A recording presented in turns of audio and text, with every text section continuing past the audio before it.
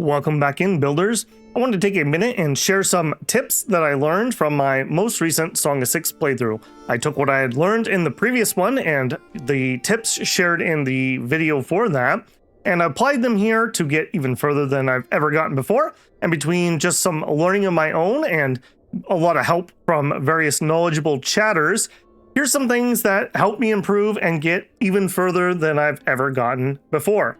Number 1, founding species. For a long time, I was told from various places that it doesn't really matter who you start with, just pick somebody and you can invite other people right away. That's not true. In one aspect, yes, you can invite other races. We tried to do a 3-race city here. We had the humans, the Kryptonians, and the Dondorians. But after I had gotten quite a ways in, I found out that actually it does matter. First of all, the achievements that you're going to unlock are going to be based on that founding species. So if you started with humans, which I did in this case, if I unlock any achievements, they're going to be for humans. Why does that matter? Well, the way achievements work in this game is your first unlock gives you about 50% of the bonus, and then you have to keep unlocking the achievement with each race as a founding species. And once you've done that with everybody, then you will have the maximum amount of bonus. How much does that matter? Well, a lot and a little. A lot in that the bonuses are pretty powerful, and a little in that you could totally play without them. So your mileage may vary on how much value you put there. For practical terms though, the founding species also is just easier to get to come and immigrate into your city. In this city, we plan to hyper-specialize each race. Humans in the middle working on science and administration, maybe a little bit of ranching. Kryptonians doing mostly farming and some farming related activities like processing into cloth or at the bakery, and Dondorians who were going to do most of my heavy industry work. I struggled for most of this playthrough to make my Dondorians happy enough to get enough in to continue to expand my industries. Had I known how this was going to work, I think I would have started with Dondorians, made it a little bit easier to be able to pull them in here, because making humans and Kryptonians happy is relatively easy compared to making Dondorians happy. In addition, Dondorians have to immigrate into your city. They do not have children. Whereas the other two, if as long as I can get a decent starting pop, I can at least grow some naturally. Tip number 2, everybody loves skinny dipping. Skinny dipping is a need that most races have decently, and it is such a easy one to do that it's kind of a waste to not allow it. So skinny dipping for my humans here is at 95%, my Kryptonians are at 91%, and my Dondorians are only at 65%. So my tip here is, when you plant your city, plan ahead for a way to get a canal of water into the city. Over on this side, for example, my Kryptonians were lucked out in that I was bringing water here to irrigate crops anyways, so I had a way to give them a pond, which is their preferred skinny dipping location, relatively easy. Had I planned better, I probably would have centralized it a little bit, because what you don't want to see is a guy that works and lives here deciding today I want to skinny dip and having to walk all the way down here and then all the way over here to go for a swim. That is what you don't want to do, because that's going to waste so much of their time, whereas a quick dip in the local pond and he's back to work. So centralize a location where you're going to get water. On my human side, I did not plan ahead and I did not luck out like that. So I had been irrigating some wood cutting here, and then I had to use the culverts to bring the water over. This is hundreds of metal basically that I spent to come down here because I didn't pre-plan this. If I had made this 4 wide even, I could have ran a canal down the middle and still had better room, or whatever way you're going to do it. Plan ahead that you want to get some water in. Because again, if I have a human that lives over here, him deciding to go skinny dipping is a long walk, and he's going to waste a lot of his day to do that. And that's just, it's so easy. Just mainly some stone if you plan ahead to throw down a pond or a pool, maybe cut stone, but still pretty easy. For my Dondorians, I had no plan to bring water in because I was mistaken and thought that they could use baths for skinny dipping. That is not the case. So for them, I would need to do something like drill all the way over here, get a pump set up, worry about make sure I'm not connecting a different way to get attacked from, and then somehow get that water through here. It would be a big lift. It would be a really big lift. Whereas if I'd planned ahead, maybe I would have just brought the water in through here or some other plan that you're going to do that. And it only gets worse the further away from water you are, because pumping is, in my opinion, kind of labor intense. And so you really should just have a plan of how you're going to get water somewhere from the get-go. I touched on baths. Baths are amazing. Baths are mostly for health, but it also has satisfaction. So I was starting to put in these rather large baths. It seemed that I needed a 30 service bath for about 400 to 500 population. Seemed to be about the ratio that I was getting. And again, you can see here if we go to services, bathhouse is liked by most people. In fact, I don't know if anyone dislikes, yeah, pretty much everyone likes bathhouses.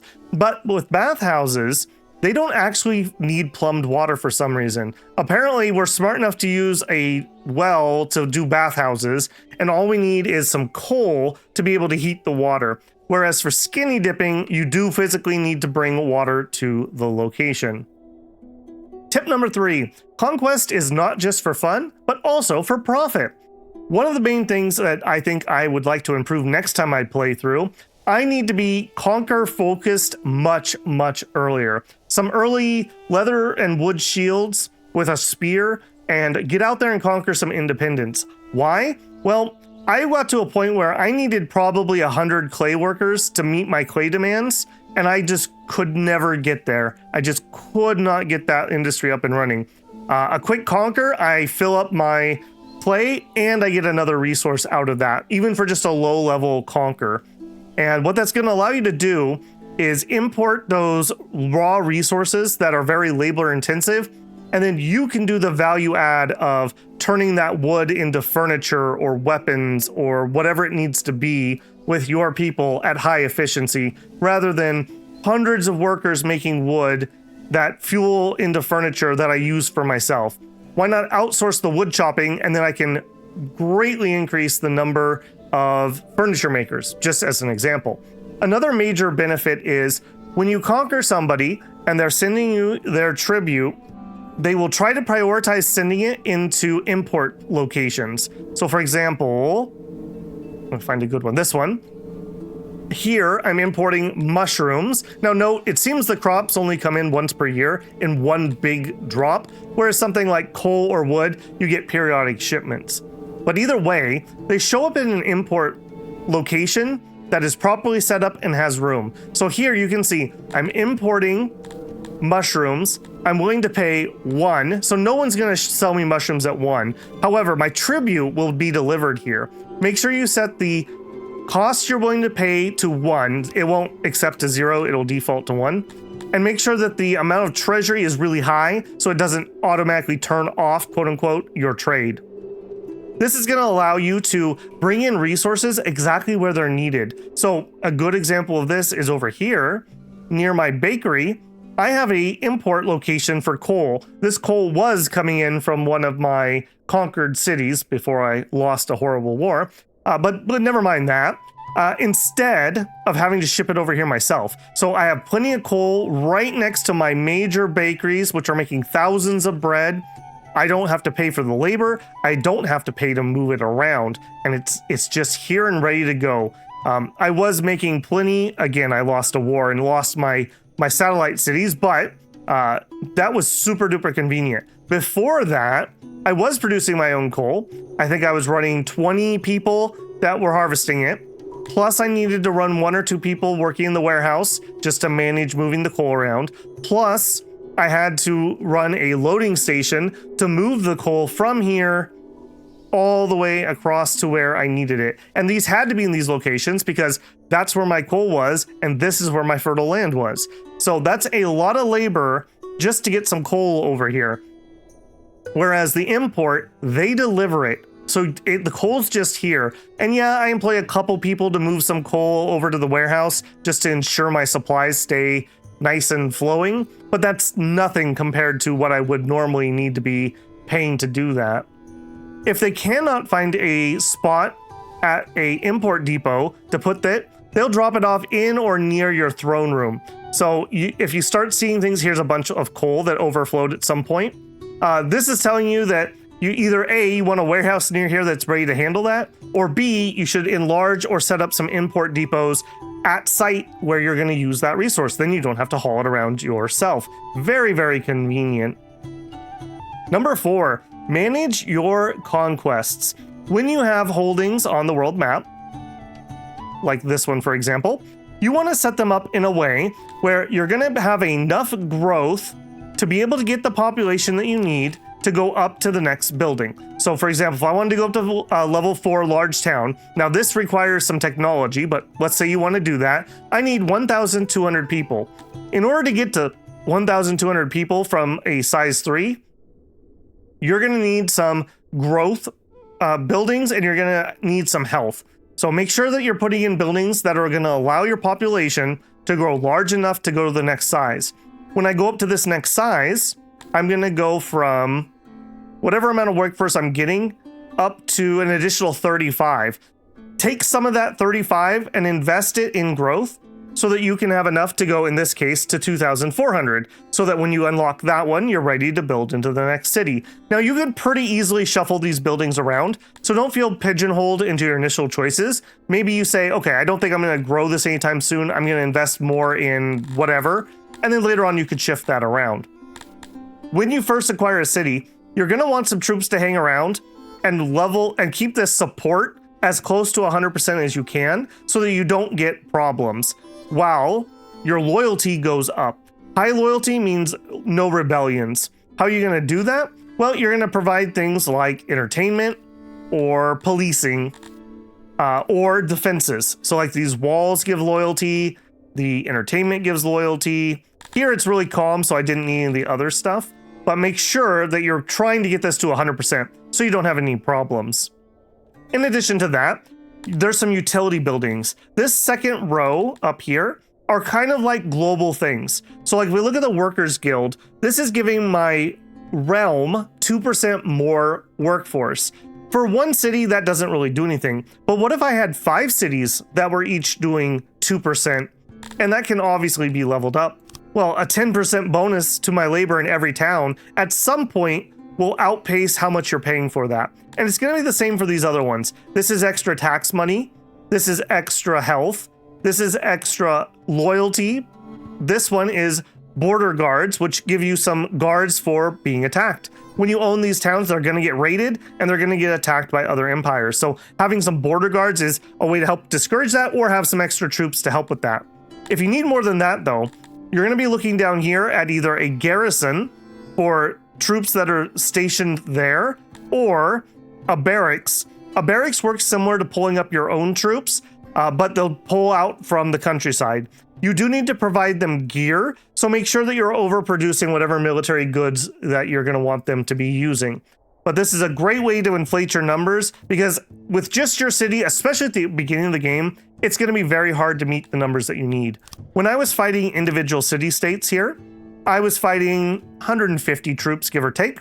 I had conquered most of the river valley, and then I tried to take Sibian, which apparently was allied with Medea, and Medea didn't like that too much, and they came up here with like 2,000 troops compared to my 250 plus some mercenaries that I had, and I got absolutely stomped, and he conquered everything that was mine for himself except for this last little bit. So pride before fall there. I should have had more conscripts, and I should have had a larger army, and I should have been playing the embassy game a little bit harder. Tip number 5. In the new version, daycares have been revamped out of nurseries. So before, you would build a nursery in order to have children.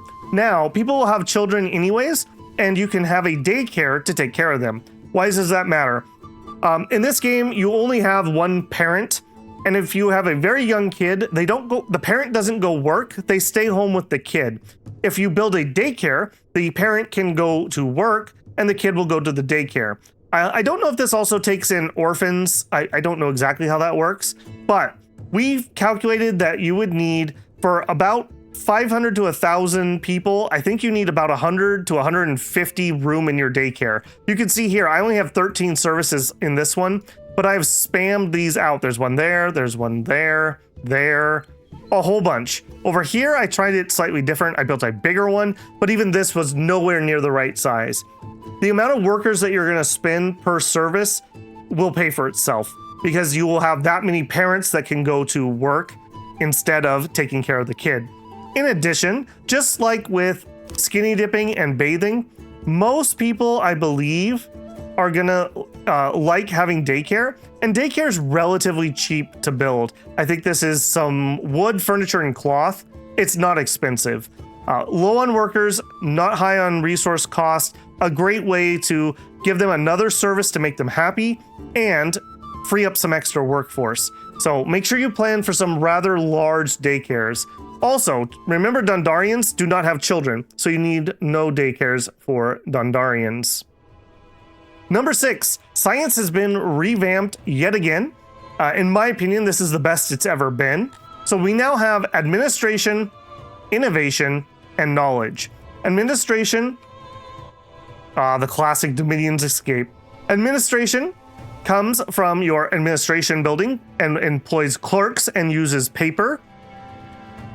The laboratory gives innovation and uses clay. And the library gives knowledge and uses leather. Now, some of these can change via technology, like we could make this use paper instead, but those are the base resources. And getting science going relatively early is gonna help you out a ton. You don't wanna go too early because the way science still works is you have to have people maintaining your science so you don't forget how to do something. That being said, you can make science very efficient and use that efficiency to further make other industries efficient. You're going to want to pick industries that you have a lot of. Giving a 10% bonus to 10 guys would free up essentially, air quote, 1 worker. Giving a 10% bonus to a larger industry will be same percentage wise, but it'll equal more work getting done. So in this city, for example, I upped the efficiency of my grain farms and my bakeries to get kind of a double whammy of food production there. And that helped quite a lot. To do that, you're going to want to make sure you're using your nobles, which you get for leveling up your town's population. And use those nobles. Let's see where I have them assigned. We have somebody working on grain, somebody working on bakeries, paper. Here we go. Admin, knowledge, and science. And this is worth a absolute ton. These were noticeable when I added them. So I would strongly suggest thinking about leaving those. You're also going to need some nobles for maintaining all of your conquered. So just be aware that you're going to need to dedicate some nobles into that. But in addition to making things more efficient via those, you're also going to unlock various things. A nice early one might be a stage. This is relatively cheap to build and provides another service for everybody. Depending on your species, proper burial can be pretty cheap and easy to build, although not everyone cares about this. Amivians, for example, don't care about graveyards. So if you're playing a Namibian city, that's not going to do anything. So make sure you check your race and what they're going to like. You're also going to need to unlock things like healthcare, medicine relatively early, or other deeper things in here, such as the baths we talked about earlier. So in the early game, you're probably going to be unlocking some services, but shortly after, look at maybe making an industry more efficient. Along with that, one thing that really tripped me up was this screen. So for most of these, there's no up and down to them. It looks like it's more left to right. However, under the crafting screen, you do have to scroll down and you'll find some more industries. I was looking for paper and I just could not find it. Luckily, somebody said, oh, have you tried scrolling down? So down here we have the rations, bowyers, paper, cut stone, which is a very important material, mechanic, and jewelry. So just explore this screen. Do note that make sure you double check what you need. Some of these are going to be admin, innovation, or knowledge. So just make sure you check that.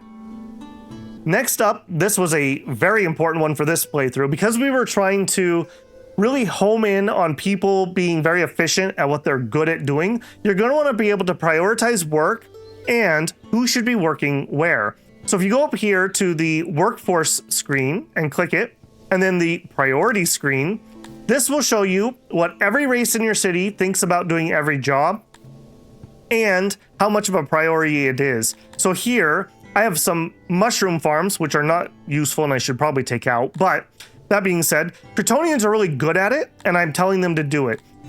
Apparently I have humans here, which I really shouldn't. I should pull that down to something like this. So I'm okay with humans working there. And really, I don't want Dondarians doing that at all, because they have way better things to be doing than dinking around on an inefficient mushroom farm. For some things, it doesn't really matter. Like, for example, you're probably going to need everyone to work at warehouses or be a plumber for the lavatory or things like that. But sometimes, like mining, Dondarians are good at it and they like it. So why not have them do that if you can? And tell the other races, hey, you guys should not be doing the mining right now. This sounds great in theory. However, there's a hiccup. People will always take a job.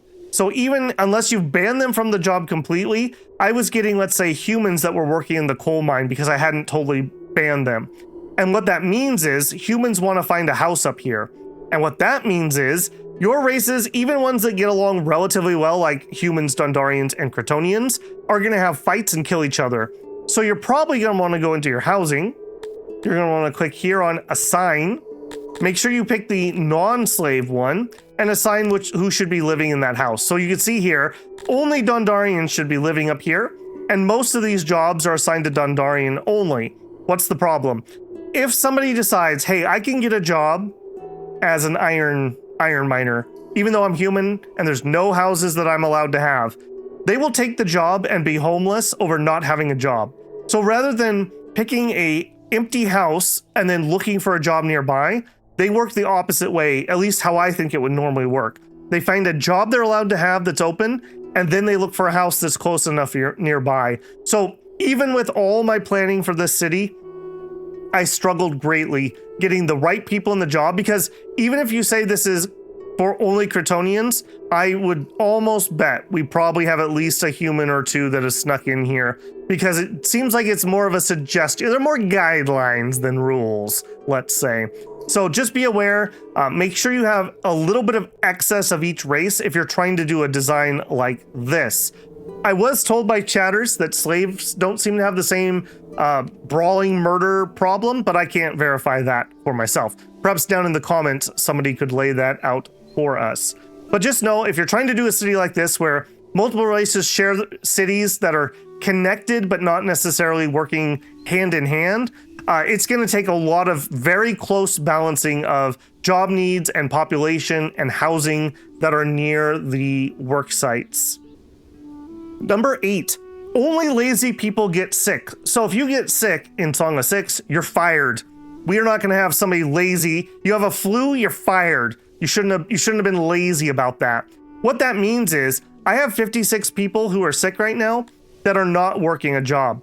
For a lot of this playthrough, I was at negative like 200 odd jobbers because A, I was running 50 to 100 sick people, and B, I just could not fill all my jobs from various other problems. So one of the things that helped me fix that was fixing my healthcare and getting people cured and back to their job. I couldn't confirm this, but I was told if they are actively in treatment, so you're sick, but you have made it to a doctor and are getting treated at my hospital, you don't lose your job. But if you're sick but not currently in treatment, you're fired. So what that means is, as your sick people go up, the amount of people who are working go down. So make sure you're right-sizing your healthcare and getting people treated and back into that labor market so they can continue to work. No lazy people around here. One thing while we're on odd jobbers, even with that negative 200, I could still kind of sort of get things done. And the reason is because when farmers are done working their farming job, they'll turn into temporary odd jobbers and can help out. Another little hot tip for that is if you go to workstation and you add a workstation, you can hire people as workstation workers. And that's an actual job that does odd job type work. So you could say, let's say I'm doing a mining job that has a face of 6. I could hire 6 people and then they'll work within the radius, and you can shrink that really small. Well, relatively small. And they'll try to find odd jobs within the range of the workstation. So there's a couple extra little things you can do to try to help with that. Number 9, farmers and talking about their work percentage. For me, I always tried to get as close to 100% as I could, or at 100%, and didn't put much thought into it. As I started raising my efficiency, however, I found out that I don't need to add extra workers. What you really want to do is you want to right size your workers to be somewhere in the neighborhood of above 90 for sure, but less than 100 if you can help it. If it says 100 here, that means your worker spends every second they could be working on that farm, and that's going to end up meaning that work isn't getting done. So what you really want is like mid-high 90s on each one, and that's going to change a lot depending on the crop, the fertility, watering it, whatever else is affecting your crops is going to change how much work needs to be done. So here's a 99. That one's like perfect. It's showing you my watering here. You can see how nice those are, but they can be different even between very similar things. If we look at my ranching area, these are basically all designed, I think, to have 5 to 6 workers. And yeah, some of them are 5s, some of them are 6. I've really been playing and trying to like home in as close to 100% as I could. But don't just take that, hey, I just copy pasted for the same farm, it's going to be the same. It might not be. Play around a little bit with it and get as close to the 100% as you can so that you're maximizing that labor out of them. Tip number 10, loaders and unloaders are absolutely amazing, but they are infrastructure that A, requires workers, and B, requires planning. So what is a loader and unloader?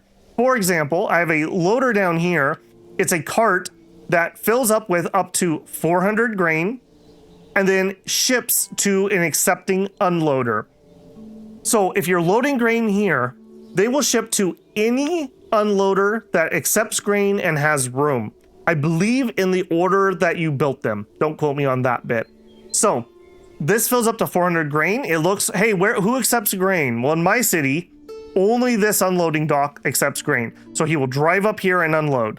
A better example of that might be bread. So we load up 400 bread. Okay, I'm shipping bread out. Who accepts bread? Well, we accept bread here in the human area, here in the first Dundarian area, and here in the second Dundarian area. This is amazing. It does take some workers, obviously. So here I have 17 workers. These 17 workers are easily able to ship enough bread out to keep those other stations working and the people there fed. If those warehouse workers were trying to walk over to my bread warehouse, A, it's going to take them days to do that. And B, okay, you pick up a loaf, you start walking home to deliver it. I'm walking. I gotta go drop a loaf off. Okay, you drop the bread in the road, and then you walk here and you drop off the other loaf, and then you're like, okay, my day's actually over. I'm gonna head home. Okay, and then you just leave a job of bread hanging here. Who knows who picks that up? Maybe a warehouse worker. Maybe somebody drags it back where we just came from. It's horrible. When I would see conga lines of like 30 people carrying 10 loaves of bread each, that's 300 loaves of bread. This guy can send an entire 400 bread all at once. And technically this cart isn't using labor. All the labor is happening at the point of send and point of receive. So he's not going to dump the bread on the side of the road halfway there. It will get delivered for you. So that's super nice to count on. In addition, I used to make kind of these multi-purpose warehouses. Okay, my city needs some tools, and it needs iron, and it needs stone, and then I need to give them furniture and wood, and I need clothing. So all the goods that you need for your janitors to maintain the constructions, but also your food and housing goods. If you pre-plan well, you could be bringing those goods over via an unloader. So this is a pretty good example. This is taking bread, and it's taking stone, it's taking coal, paper, clothing, and tools. All things that I need locally. If I was farther away, I would include wood in that, etc., etc. So make sure you right size your unloading dock. This is the regular size. You can go 2 times bigger. In my future cities, I'm going to design around this, probably having 1 or maybe even 2 unloading stations. So wherever a good is being produced, so in this example, like paper or bread, there's one major area where all of it's going to be produced. And there's a local overflow warehouse, and then there's a loader that loads that good and delivers it. Now, the downside here, this bread is not counted as being in a warehouse, so I believe it decays as if it's not in a warehouse. So you do have maybe a little bit more attrition. As my logistics get better and better, we will be better about unloading that and putting it in the warehouse. But at some point, I'm going to fill up on bread here, and there will be bread sitting out here. And then my unloaders will not send more bread until this has been stored or used. But not having 30 people employed in a warehouse, having to run halfway across the map over multiple days to bring one loaf of bread over here that's instantly eaten, so much better for your logistics. So much better. Combining that with the previous tip about bringing in imported goods, here are some mushrooms, here is some clay. Between those two, I was able to cut out tens, if not hundreds, of warehouse workers or haulers and roll that population into much more efficient jobs.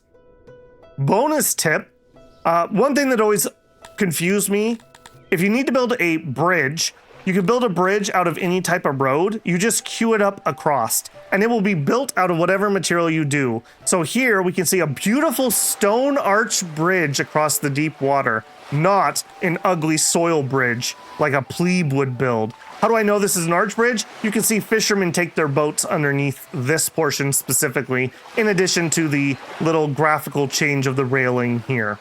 So if you need to build bridges, just pick whatever road you want or have, depending on where you're at in the game. So if you can't do it because all you have at the beginning of the game is a dirt road, you can still do that. God, I can't believe I'm gonna queue this up, but I could get this and it would try to put a bridge across. But for me, I like the aesthetics of like a cobblestone road and putting in a beautiful, beautiful stone arch bridge. All right, those are my new tips that I learned during my last playthrough. I hope they'll help some other people. The end of my playthrough here was military failures. I'll just point out what I've learned this time for a final bonus tip. So pay close attention if you're in open conflict. I didn't get a warning.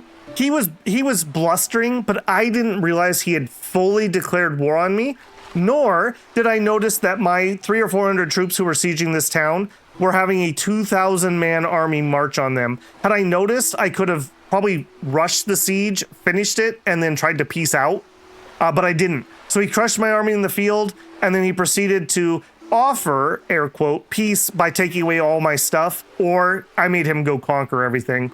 But either way, there are some slight warnings up here, but I found them very hard to notice. So if you're in open conflict, pay attention to the map. Also, really double check your local powers. I thought he had 2 or 3 settlements. He had like 8 or 9. He had grown humongous during my playthrough of conquering this area. So I should have had more emissaries over here kissing butt to keep him happy, and I should have like tried to expand over here and grown until I could match his power. All right, that's what I learned from my last playthrough. I hope this helps you guys as much as the last one did. Feel free to correct anything if I had something wrong in the comments, or add your own suggestions. And at some point we'll come back and do another run of Song of Syx, and we'll take what we learned here and hopefully take it to even higher heights. All right, builders, I will catch you in the next one. Babble out.